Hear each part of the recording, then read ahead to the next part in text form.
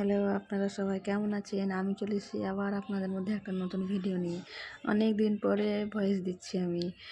বেশ কিছুদিন ধরে ভয়েস দিতে পারছিলাম না, কারণ বাচ্চাদের নিয়ে অনেক টেনশনে ছিলাম। গরম ঠান্ডা বলে ওদের শরীর অসুস্থ হয়ে গেছিলো, ওই জন্য দিতে পারছিলাম না। জানেন তো জমজ বাচ্চা নিয়ে কতটা পরিশ্রমে থাকা যায়। যারা মানুষ করে তারাই জানে কতটা কষ্ট কাটিয়েছি। আজকে যাচ্ছি বাবার বাড়ি যাচ্ছি বলে সব গোছাগুছি করছিলাম। গোছাগুছি করতে অনেক লেট হয়ে গেছে। লেট হলেও কি কোনো আছে? গোছাগুছি করে তো যেতেই হবে, ভালো করে তালা টালা মেরে অনেক কিছু গোছানো রেখে টেখে বের হতে হবে।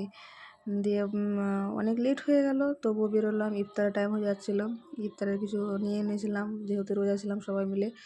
আমি, আপনাদের ভাইয়া সবাই রোজা ছিলাম।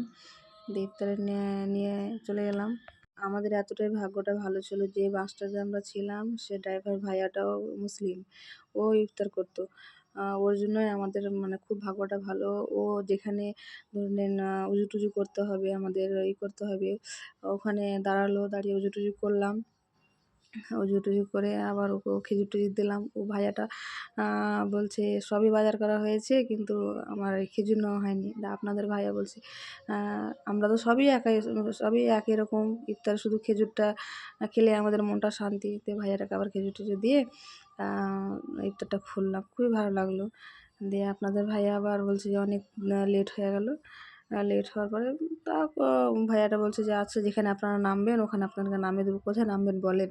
বলছে যে নাগরে যাওয়ার তো কথা ছিল, নাগরে নামবো না, তাহলে একটু আগেই নামবো, যেহেতু বাবার কাছে যেতে হবে। বলে দিয়েছে আমার কাছে নামবি, আসার সময় আমার কাছে নেমে যাবি। তাই এই তো চলে এসেছি বাবার কাছে। এসে এই তো ছেলেরা চা এটা ওটা বাবার দোকানে অনেক কিছু, বলার শেষ নেই। কী খাবে না খাবে তা বলার শেষ নেই। এই দেখেন এখানে মাছ ধরে করেছে। এই ভিডিওটা ভালো লাগলে এই পর্যন্ত।